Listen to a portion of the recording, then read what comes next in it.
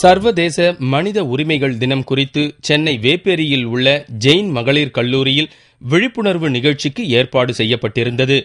கல்லூரியின் முதல்வர் மாலதி குத்துவிளக்கேற்றி நிகழ்ச்சியை துவக்கி வைத்தார். இதுபோன்ற நிகழ்ச்சிகள் மகளிர் கல்லூரிகளில் நடத்தப்படுவதால் பெண்களும் அவர்களுக்குள்ள உரிமைகள் குறித்தும் தெரிந்து கொள்ள முடியும் என்கிறார் கல்லூரி முதல்வர்.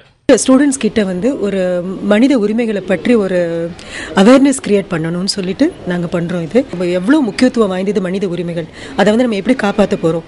அண்ட் ஒவ்வொருத்தருக்கும் ஒரு ரோல் இருக்குது சமுதாயத்தில்.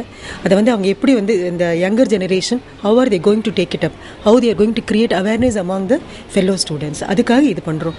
இந்த நிகழ்ச்சியில் சிறப்பு விருந்தினராக கலந்து கொண்ட பேராசிரியர் பெர்னாட் டி சாமி மனிதர்கள் மத்தியில் எவ்வித பாகுபாடுமின்றி இருக்க வேண்டும் என்பதை வலியுறுத்தவே டிசம்பர் 10ஆம் தேதி உலக மனித உரிமைகள் தினம் அனுசரிக்கப்படுகிறது என்று தெரிவித்தார்.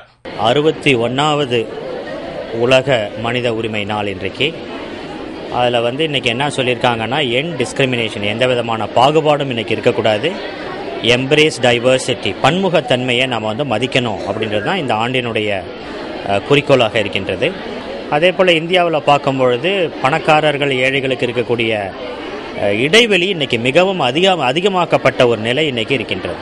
836 மில்லியன் மக்கள் இன்றைக்கி 20 ரூபாய் ஒரு நாளைக்கு சம்பாதிக்கக்கூடிய ஒரு நிலையும் 600 ரூபாய் மாதத்துக்கு சம்பாதிக்கக்கூடிய நிலையும் இருக்கின்றது.